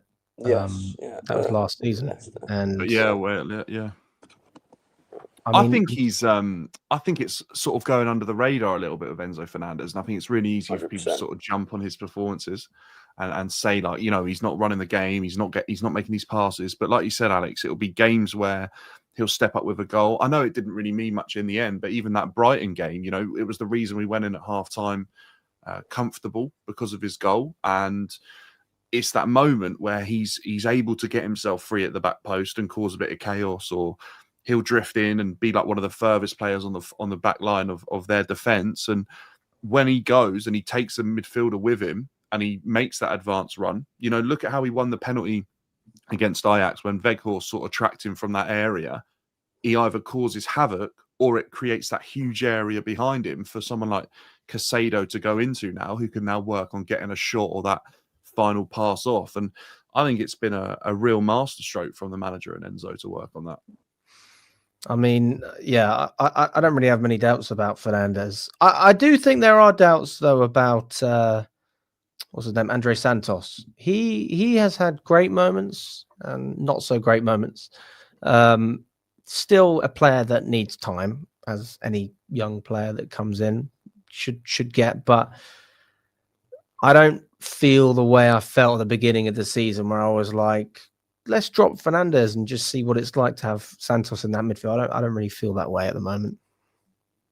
Yeah, I agree. I mean, I feel like Santos also needs time, like you said as well, but he will obviously need to learn his role as well, because in the Club World Cup, I think we saw him as a number 6, sort of as that destroyer role. I think he does that very well as well, but then obviously I feel like maybe he lacks maybe a couple qualities in that number 8 role, but obviously there's a lot of pressure on his shoulders, and I think last season everyone was calling for him to be back, for us to recall him from his loan. I think it was him and Ugo Chukwu when we had no one in midfield, and I think now that we've seen Fernandes performing every single week, I don't think it's great to have that option of Santos there, because you never know, if Enzo's injured one week, Santos can fill that role. But personally, I still right now, I still think he needs time to just develop, sort of understand what Maresca wants from him. But yeah, I see him more as that like sort of Enzo replacement who can play both roles. But obviously, it's great to have such great midfield depth this season. Like, I think our midfield is just so good, and I think that's really what can help us win a lot of games this season, especially with Lavia back right now. I mean, it's great to have so many options there. For me personally, I think, I'm not sure what you guys think, but I think we have the best midfield in the league, but I don't know. On paper, definitely. I think we might have the best depth as well, because even that Dario Usego's injured as well, isn't he? And he looked really good when I saw him play, and he almost looked light for light with Caicedo. Yeah, you didn't realise Caicedo's off the pitch. Yeah, it's kind of crazy, isn't it? And I'll tell you what, he's got a real shot on him as well. So it's funny how profile-wise, I feel like they've done a really good job sort of mimicking the players that we've got and a replacement for them. I think Santos is a great point. And Thomas, you made a point earlier about Omega coming in from the French league. I think this is exactly probably a similar area to the point you made about how important it is to sort of try and sign players that have got a level of experience above that, and they can come into the league or come into the team and be a little bit further ahead in their development. And I think someone like Santos had a fantastic season last year in Liga, but you're just sort of seeing the difference already with how he's been in the Premier League, and he's been a little bit under pressure. And I think back to that Brighton game, it was him who played the poor pass to Chalobah that ended up getting the red card. And there's just been a couple of moments, hasn't there, where I think they're periods of adaptation, and it's going to be shocking for him as a player to come into and get to grips with the league. And I'll tell you what, there's probably not a harder position to do it than as a central midfielder, because people always forget this, but as a central midfielder, you've got that 360 vision and sort of application to your game that you don't have in every other role. You're not covered by an offside or the edge of the pitch. You've got people coming at you from every area. And I think that can be really, really difficult to come into an English league and adapt to it. And that's probably why when he went on loan to Forest, he barely got any game time, because he probably looked miles off it. And I think he's earned game time at Chelsea through what he did on loan. Has he earned game time from what he's done for us on the pitch so far? Probably not. And I think there's definitely more to come. Hey, I think you've hit the nail on the head there with the midfield, Dan. I think the best way to finish it off, boys, is just your take on Sunderland on Saturday. How are we feeling going into that one? We don't have to go into too much depth, but how are you feeling going into that game? My side, I would say, I would like to see Marc Guiu starting. I would appreciate seeing him with João Pedro in the 10. I think that Estevao certainly deserves the opportunity to start again. Don't necessarily think we'll see it. And I think that in the back line as well, I'd be intrigued to see what rotation we have there. But I mean, that's my take on the Sunderland game. But I think it's going to be a tough one.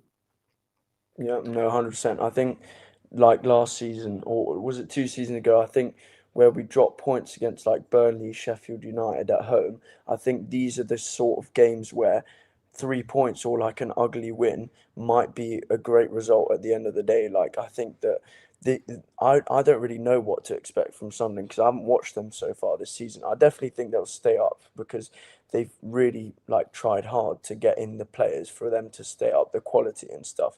But I do think that it's going to be a tough ask. I mean, I don't even know if they're going to have a low block or stuff, but I think we've learned sort of how to break that low block down, and I think over time we're getting there. But I do think that yeah, it's going to be a tough game. I think yeah, they're just going to make us have very little chances.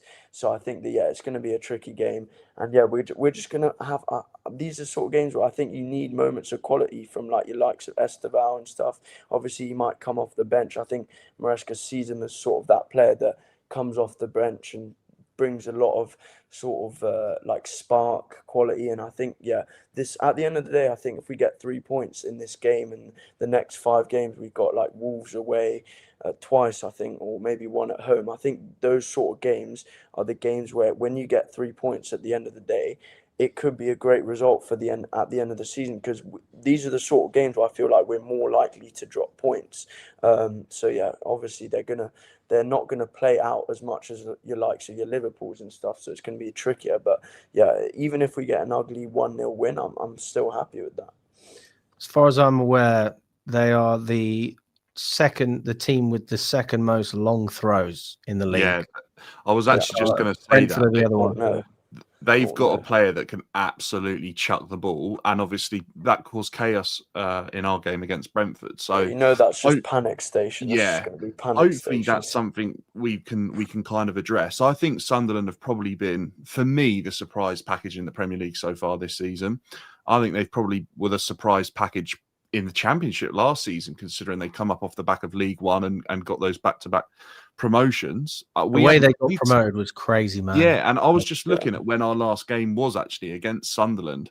It was when we won the league, wasn't it? Yeah, back in 2017. So yeah, it would have been that day that we won the league, right? So yeah, it's been a long time since we've played them. I always remember their fans being loud and really do sort of drive up an atmosphere. It's gonna be a tough game. I don't know much about their manager, but for what he's got them doing, he's impressed me. They've got Isidore, who's having a pretty good season for a guy that's sort of joined them and I think he's got 3 goals. He's looked lively, and they definitely spent a bit of money in the summer and have got a lively squad and some real exciting players. For anyone interested, they'll lose a lot of players when AFCON comes around as well, and that might be where their season sort of starts to turn. But they're definitely going to be more of a challenge than some of the teams we played. Like, this isn't a West Ham game or anything like that. This is a solid Premier League game against a team that are well drilled and have picked up some good results this season. But I think we're playing well enough. And I think, like you said, we've got some players in good form, and we've got some hungry players that want to earn their place, like Marc, and if they're given the opportunity, I think they'll take it. And I think, football sometimes it just has a funny way of making things happen. And I think Marc scoring in this game would just almost be inevitable, wouldn't it? And sometimes it happens, right? So you've got someone like João Pedro, who by the way, I think looks better in the 10 behind a striker. I think that makes a big difference, but 100%. he needs a goal. He's got to get a goal. And these are the games where I'd look at a player like him to step up and get a goal.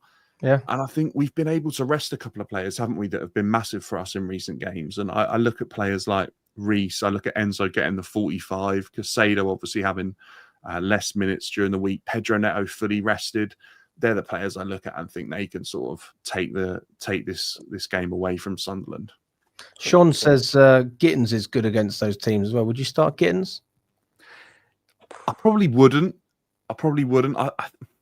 It's tough to say, isn't it? Because I think that's a real funny one. I think Neto's nailed on to start. I think Estevao, we need to be careful with how often he plays and at a young age. I think Gittens has had a really good game against Ajax, but I just feel like the end product hasn't been there with him yet. He got man of the match, I believe, actually. yesterday, but I felt like a couple of the crosses were, they were okay, and Estevao could have got that goal, like Thomas alluded to earlier. But I just think there's something missing with Gittens in the final sort of moments of his game. Garnacho's the one for me that I don't know what's happened there. I think potentially there could have been a little bit of a discussion between him and Neto that led to him coming off at half-time.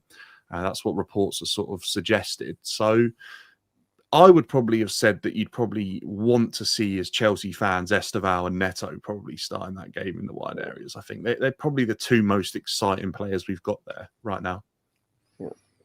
You could see, to be fair, Gusto overlapping. We saw that in the Club World Cup final. I mean, I don't know if they play a back five, but if they play a back five, we could see Gusto overlapping Estevao in the 10, like sort of drifting in, and then Neto on the left.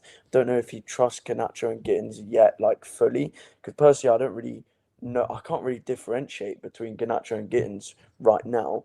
Just in terms of Garnacho, it's just too small of a sample size to say like whether I think he's good enough for the left wing. But yeah, it could be anything. But I do want to see Guiu play, because as soon as you play players in their actual position, you actually reap the rewards for that. So I think if we play Pedro in that creative 10, and then maybe drift in Estevao, it is attacking. But I mean, Neto will definitely start. It's more on that left wing, whether you see Gittens or Garnacho, or you see Gusto overlapping and Neto switches. So yeah, we'll see. I know that Xhaka has been a big revelation for them. I've heard very, very good things about Xhaka. It's interesting when a player goes from a top team to a sort of a, as you would call them, a relegation team, and you generally see like a drop off in level all round, because you look better when you play with better players. But seems like he's still been performing very well. So that's the perfect example, Alex, of what experience can bring to a team. Yes. And I think that's that perfect, he's been instrumental for Leverkusen, obviously going to win the Bundesliga under Alonso. He was probably instrumental in Arsenal having a really good push just before that as well to try and win the league. He comes into a Sunderland team. He might be the reason they managed to stay up, because I bet he's absolutely lifted the dressing room. I don't know if he's captain there, but it wouldn't surprise me if he is. That wouldn't surprise me either. No, that wouldn't surprise me. Their keeper's been really good as well. I don't know if any of you have seen him, but he's been really impressive. I think his name's like Roofs or something along those lines. Yeah. They've got some players that are good. They've spent a lot of money, and I think their intentions are to stay in the Premier League. Not that other teams aren't that when they come up, but I feel like Sunderland are, they're really giving it a good go. They're 7th in the table. They've already got 14 points. I mean, what did Thingy go down with last season? Like, did they get 14 points? I can't remember. I think Burnley, but they struggled to get 10. I don't know if it was Burnley, because Burnley just come up, but it was... No, sorry, not Burnley. What do you call it? Southampton, no? Yeah, Southampton, sorry. Yeah, that's what I mean, right? I think Sunderland have probably already got as many points as Southampton had for the majority of the season. So I think that just shows that they're a different matter this season compared to what we've seen. They've only lost 2 games, which is actually better than, I think, probably better than Liverpool, isn't it, when it comes to losses? Yeah. So they're going to be a tough side, but I think we're good enough, and I think we've got. The one thing I was going to ask you guys with Garnacho, obviously we saw like Neto rested, and probably inevitably will start this game. Do you think that's why Garnacho was rested, or do you think there's something else that's happened there? And because I would have thought that game would have been perfect for him yesterday to play in and get minutes and maybe confidence. Do you same with Gittens, though, isn't it? Like, it's a perfect game for both those players. But Garnacho had his chance against Forest, and he was rubbish. I mean, I would be very, very happy if Gittens started again. I wouldn't have an issue with it. By the way, I'm still a fan of Garnacho. I'm still a fan. Beauty of being a top team is you have to rotate anyway, because you have 2 games a week. So even if you rest him for 1 game, there's another one, and if you rest him for 2 or 3, it's not that long out. So I wouldn't have an issue with Gittens starting, even if that means that Estevao gets dropped or Neto. Although I can't imagine Neto being dropped. I think there's actually a good chance that both of them get dropped, because then you see Garnacho and Neto in there, and Gittens and what's his name, Estevao will be on the bench. Yeah. I mean, that wouldn't surprise me. I've just looked at Sunderland's formation as well. Apparently, their formation has been a 4-2-3-1. Yeah. But they've used 4-3-3 a couple of times. So I don't know if that means anything to anyone, but that midfield battle is certainly going to be interesting. Traore actually is a throwback for some of us, ex-Chelsea player. So yes, it's one to keep an eye on. You know, I'll tell you a fun fact as well. Sunderland's actually my second team. Really? Yeah. So for years, I was told that it was Newcastle because my mum is from Newcastle. That's that side of the family. So I've got the Wonga 365 shirts, all of that sort of stuff. I've got it, mate. And then I found out about 5 or 6 years ago that my mum didn't know what she was talking about, and it was actually Sunderland the whole time. So I've got all these. Basically, my grandma said, like, it's not Newcastle, it's Sunderland. And I was like, what? How did nobody ever tell me this? And my mum, she doesn't watch football. She just presumed. Yeah.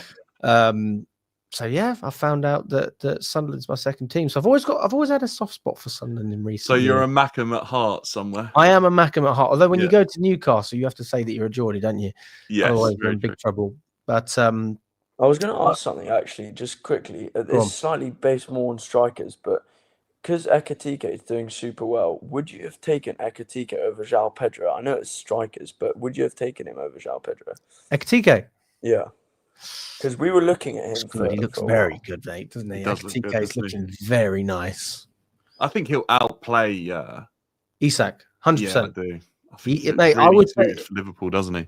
If I was doing FPL right now, I would not go near Isak. I wouldn't go near him. In fact, I am doing FPL, so I can say that. But yeah, I had him in actually a second. I was looking at selling João Pedro, but in the end, I've said to myself, Marc Guiu's playing, then I'll have him in the 10.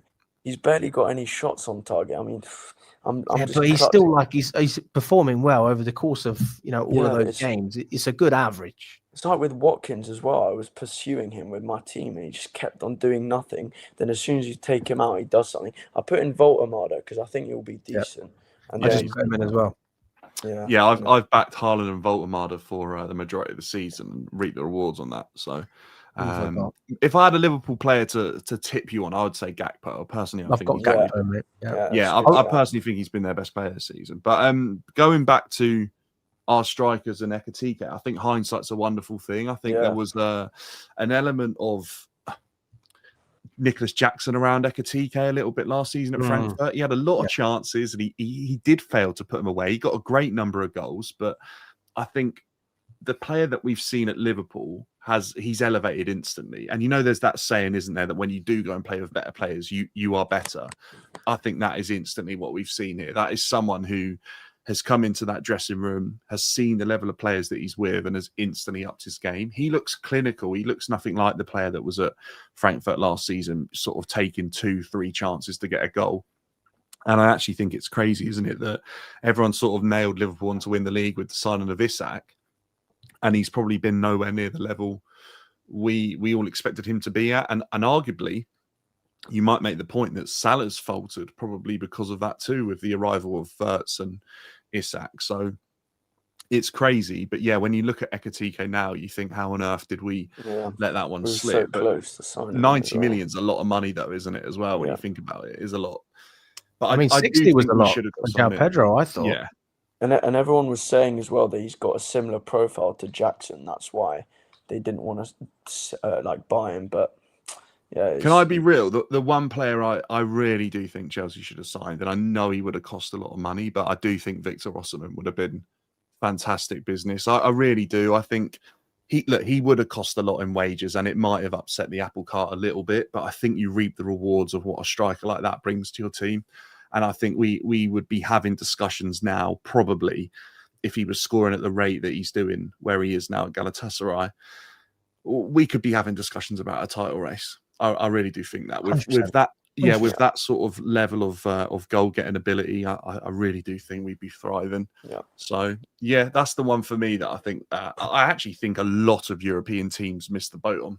Yeah, and it's so annoying how you say that with Osimhen and how the amount of times that we've just missed out on quality players. Like, for example, Elise, I remember when we were so close to signing him. Imagine if we had him for our right wing right now. It would be unbelievable. But yeah, it's a shame because every time we're close to signing a world-class, like, proven player, we always, I don't know if we intentionally like fumble the bag or we just Spot like, it's every single time. I It's don't just, think we bring the bag out, if I'm being completely yeah, honest with you, it's Thomas. like I think we are under it on wages a lot.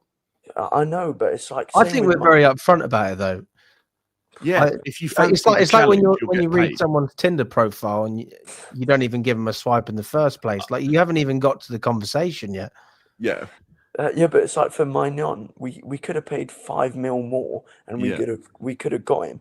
Elise, we say at the end we didn't know his wages were that high. Then why are you discussing with him for like 3 months? Then it doesn't make sense for me. Thomas, what's Every your time. thoughts on that with like the younger players? Like, because I speak to a lot of younger fans, you know, just after match Yeah. day and stuff, and a lot of them are in favour of like bringing through the youth and signing younger players. But you seem like you'd be excited by the arrival of some of these more proven players, which is how I was brought up on Chelsea, to be honest with you, that we would go and be in the conversation to sign the best of the best. I think that's what Chelsea should do. And I think maybe this ownership were a little bit scarred about what happened with the players that they got when they first come in, but there was no strategy around that and they wouldn't all turn out to be that bad. So would you like to see these sort of players come in? Because I said straight away, Osimhen, Donnarumma this summer should have been players that we were in for. Yeah, no, I definitely want to see proven players at the club because it's almost like that. Obviously, the club's a business in terms of the Clear Lake model, and they see that every time they're buying a player, it's do they have resale value or how long do they have left of their career? So it's every time they're bringing in these players. Obviously, we're never going to see us signing players who are above like 28 nowadays, just with the Clear Lake, just because it's always resale value. It's always like how much can we develop them and then like make their price tag go up. But then they sort of contradict themselves when they bring in someone like a Gittens who cost about 55 mil, if I'm not wrong, where you're not going to get a lot of profit on that. And for me, obviously, it's very exciting to see, like, for me as a young fan, to see, like, the club bring in young players and then 4 years later to see them develop. Like I saw that with Jackson, Madueke. Obviously, they didn't turn into superstars, but I did like seeing their journey of development. But it's almost like they need to think that, okay, if we bring in a world-class player, that will give us more money in the long run in terms of the competitions that we're winning. So it's almost like they need to take a bit more risk in terms of the players that they're bringing in. Because if you bring in an Osimhen, for example, let's say we win the league, you get a lot of money that way instead of bringing in Omega and you maybe make 30 mil profit from it in the future. So obviously I do like to see the young players develop, and they're good stories to sort of follow, but it's almost like constantly recycling the players and not bringing in world-class players. It just gets a bit frustrating because every time in the transfer window, every time we're linked with a big player, I'm like, nah, like we're going to fumble the bag. It's like, I know that we're never going to get this over the line. So I never have high hopes with that. But the day they bring in a proven player, then I'll change my mind on how I feel about them. But yeah, like it's just a bit annoying because I feel like we just need a bit more experience to take us to the next step to get us winning trophies again in terms of like big trophies like Champions League leagues and stuff. So yeah, I mean it's a good model to have, but yeah, it gets a bit frustrating after a while, personally. Fair play. Well, listen, big up to everyone that's been watching. We've been going for almost 2 hours. If you haven't smashed that like button, please do. It makes a massive difference. I don't even know what we're on as it stands, but smash that like button and go and check out Dan's channel if you haven't already. BDB Dan. We'll put that down in the description. And Thomas, where can people find you? Just Instagram.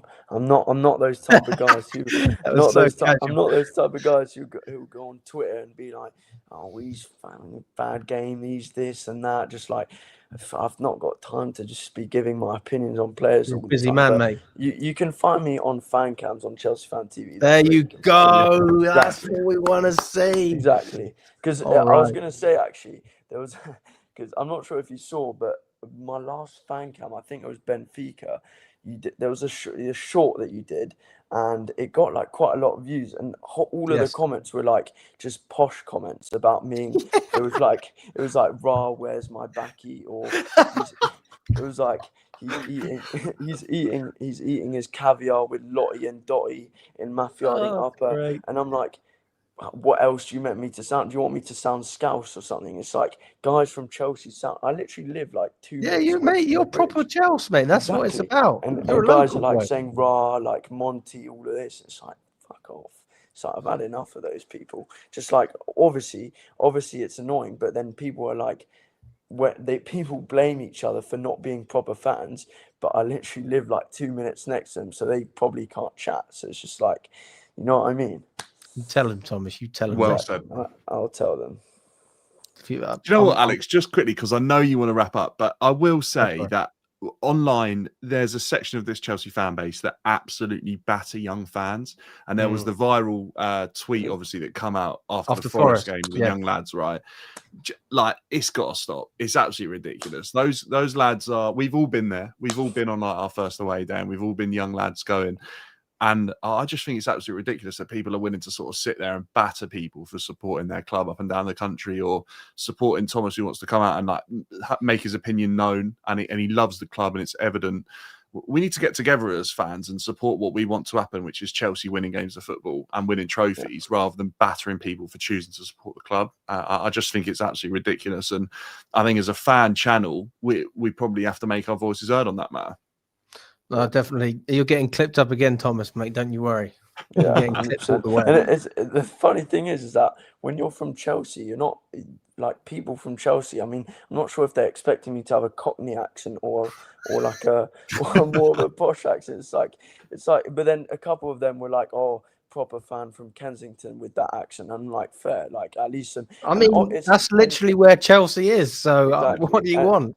And you know, it's the guys who are just locked up in their like rooms, like and they've just never come out of their room as well, just hibernating in their houses, like somewhere like that, and they can't even go to a game, and they're just bloody hell. Yeah. I mean, do you know what? I think that not everybody's able to go to the games. I respect that. Yeah, and I think there's actually an element of me that at times would quite like to sit on the sofa and just watch the football without having to do everything. I mean, you've seen it, Dan. You've been there as well, Thomas. Like, it's a lot of effort, but it's rewarding. You enjoy doing it, and yeah. I don't think there's any other reason why anyone would do anything on a fan channel, to be fair. But keep doing what you're doing, man. I think a lot of people love what you have to say, and also you got to remember that if you're getting that much traction, because I know exactly what video you're talking about, because I was the one who clipped it. It was about the atmosphere. I was saying like Matthew Hard. I was in Matthew Harding Upper today, and the atmosphere wasn't that good, which it wasn't. And all of my friends the next day, they all like, every time I'm on a night out, they're like, oh guys, like just every time just quoting the thing. I find it funny because they actually like find it funny, and it's all banter at the end of the day. But it's just like, generally do people not have anything else to say? Like it's just because they want to get likes, you know what I mean? Well, we got enough traction, so keep going, Thomas. Exactly. Keep going, mate. Don't stop. Stay on the horse. Even with like the Jacob comments as well, like about Emma Hayes and stuff. Like it's just like, what's the point with those? We're getting into all of that, are we? Bloody hell! That is just God. We're going full send today. You know that's why he got his haircut. You know that. Oh, I didn't know that. Actually. That is why he got his haircut, because people took the piss. I mean, it was actually Matt who really took the piss, and then everyone started copying Matt. But Matt was the first one to say it. Matt? Where is Matt, by the way? Is he? He's banned. Yeah, he's been banned. So he's going to be back in it next season. He'll be back. It's a shame. It is a shame, but I still keep in contact with Matt. He's doing quite well at the moment, which is good. That's good. Well, as anyone would know, like if you're used to going to Chelsea home and away, and then you have to stop, it's quite a shock to the system. So you have to find a new purpose. So he's done that. But no, fair play to the man. But listen, we're going to wrap it up. Big up to all of you boys. Really appreciate it. Big up to everyone in the chat as well. If you enjoyed, leave a comment, leave a like, subscribe. If you want to do a little bit more, you can become a member. It all helps. And we will catch up very, very soon. Up the chat.